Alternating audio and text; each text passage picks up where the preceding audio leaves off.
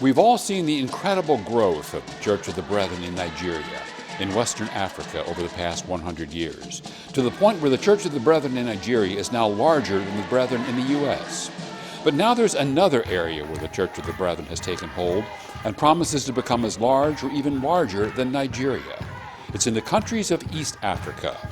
This is one of them, Rwanda, one of a half dozen African nations where the Church of the Brethren approach to faith has become attractive and is being embraced by thousands of new brethren in Rwanda, Uganda, Burundi, Democratic Republic of Congo, and most recently Kenya and Tanzania. Chris Elliott from Pennsylvania has been in Rwanda off and on for the past several years, working alongside the new brethren in these countries. And that's fascinated me to see how dedicated they are to that concept of Church of the Brethren. We are Church of the Brethren, whether it's Burundi, Congo, Rwanda, Uganda. It's almost like they hold on to that brand and they are excited about that. And what that means, the baptism, the love feast, and the sense of community, and of course the sharing of God's peace has really been deeply important to them. To some degree, it all started with this man, Etienne Natsazama, from Rwanda, who as a student at Earlham School of Religion in Indiana, started learning about and becoming attracted to the Church of the Brethren. Once he graduated and returned to his country, he started the Church of the Brethren in Rwanda. Why I love the Church of the Brethren is for humble humility of the Church of the Brethren. Also, I love so much to fellowship with others and care for others, how we care one another and love one another. We borrow the Brethren belief from Nigeria, Church of the Brethren, and we taught to our members. Every Sunday school, we taught Brethren beliefs. With the same zeal for evangelism that has marked the Nigerian Brethren, Etienne has started 4 Brethren congregations and anticipates others joining as well. He's been working in partnership with the Global Missions Office of the Church of the Brethren through financial assistance from the Emergency Disaster Fund and the Global Food Initiative, responding to several humanitarian crises in Rwanda, a country racked by horrible violence and longing for the peace witness of the Brethren. These people who have lived through horrific violence, with the genocide and some ongoing civil, governmental, political disruptions that they've had, having that emphasis on God's love and peace and forgiveness has really resonated deeply into the hearts of these people. And I think that's one of the attractions that they have to the Church of the Brethren. Brethren Pastor Marla Abe studied with Etienne while both were in seminary. One of the reasons Etienne wanted to become part of the Brethren is because we weren't just about saving souls, but also about nurturing bodies, caring for refugees, feeding the hungry, etc. That mattered very much to him, that it was more than just a salvation-only thing. And the peace position, but he was already into the peace position. As the church was developing and growing in Rwanda, in the next-door nation of Uganda, a pastor stumbled onto the Church of the Brethren while surfing the internet and discovered an approach to Christianity that embodied what he thought was an authentic approach to the Christian life. With the help of Pastor Gordon Hofford from Minnesota, who happened to be in the country for other reasons, Mwambwali Cedric decided to join the Church of the Brethren and established a dozen congregations with some 500 members. The church is spreading very fast. People are coming to Christ in big numbers. Everywhere we go, we see people are getting saved and surrendering their lives to Christ, living the worldly ways and taking up the heavenly ways. They are getting separated from the world. So we really thank God for this. When we see the Church of the Brethren, it is teaching simple living, Christ-like living, and also having the New Testament as the creed for the church. It makes us feel we need to be Church of the Brethren. Cedric found a faith tradition that supported his focus on orphans and widows, who he was already ministering to.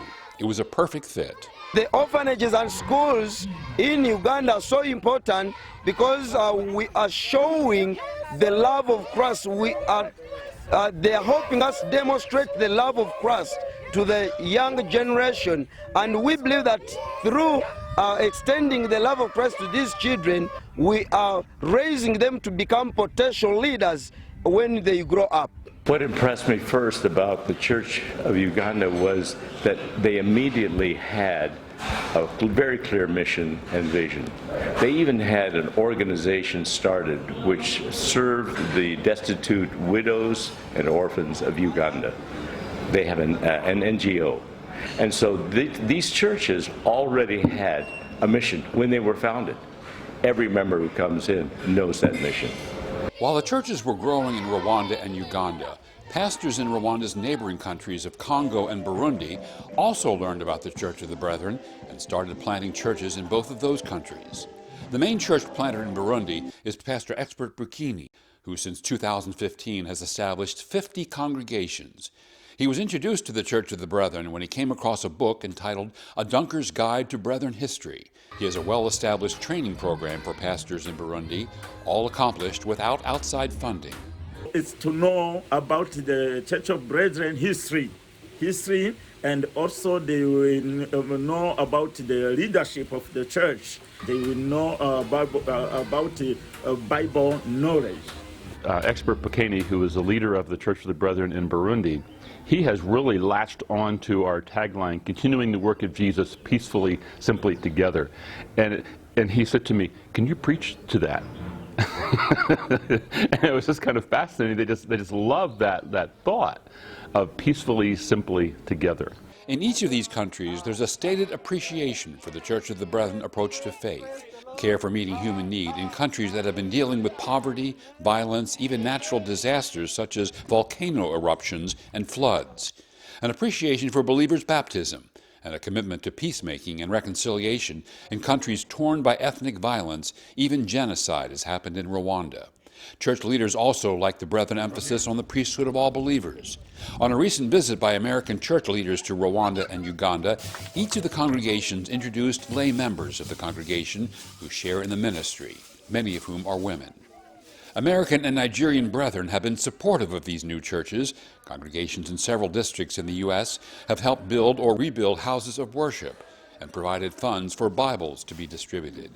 Brethren in the U.S. have also helped support the nursery school run by the church in Gisenyi, the headquarters of the Rwandan church. Chris Elliott's daughter, Grace Elliott, is one of the teachers at the school, currently as a Brethren volunteer service worker. The school helps to satisfy the Rwandan government requirement to be recognized as a church. Each church has to have some community service before they're allowed to start worshiping as a church. So the church in Gisenyi is doing a nursery school. Humuri is thinking of a nursery school. Yeah, you can't just have a building and let it sit empty. It has to have a community service aspect to it. But the most pressing need for the new brethren in each of these countries is church leadership training. That's where Chris Elliott comes in.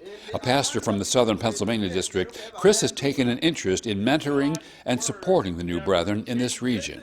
Working alongside pastors NTN, Cedric, Expert, and the other country leaders, Chris has helped set up a structure for ongoing pastoral training that works with each of the countries where Brethren congregations have been established. It's called the Great Lakes Bible School, located at the site of the Mother Church in Gisenyi, Rwanda. The head of the school is Pastor Theonesti, who is Etienne's brother. Theonesti recently earned his doctorate in Kenya and is now the head teacher at the Bible school. In East Africa, we think, especially from Rwanda, Burundi, Congo, and Uganda, we think that if we want to have a true church of brethren, then we must train our people theologically, but also we have to embrace our values. The peace witnessing value of the Church of Brethren is really a very important component of our faith and beliefs in the Great Lakes region.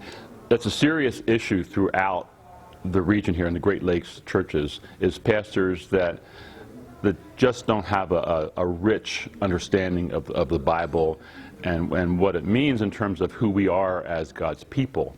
we could say the Church of the Brethren in particular, but just in a general sense of what it means to be a disciple, a follower of Jesus Christ.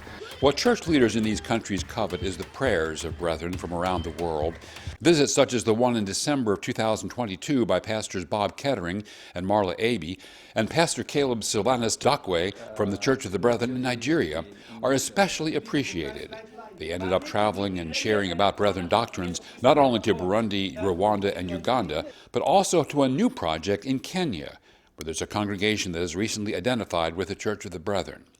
Those who have visited these new brethren are impressed with what they have seen and experienced. My impression, one, is their zeal, their enthusiasm, and the strength with which they come to worship God, and their music, and then also their leadership structure. And I think this is good, and this is in line with the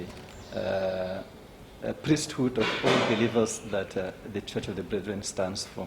I guess I've really been impressed by the vibrancy, the spirit of the people, and I think maybe one aspect that really has impressed me is their emphasis on prayer and their trust in God. And they really seem to have a grasp of that a lot better than we as Americans or Westerners do. And there's a strong sense of evangelism as they have shared the gospel. They've started new churches. And it's important to realize that we don't come here to tell them how to be the church, but we come alongside them and partner with them, relationship with them, to have that fuller understanding of who we are in Christ.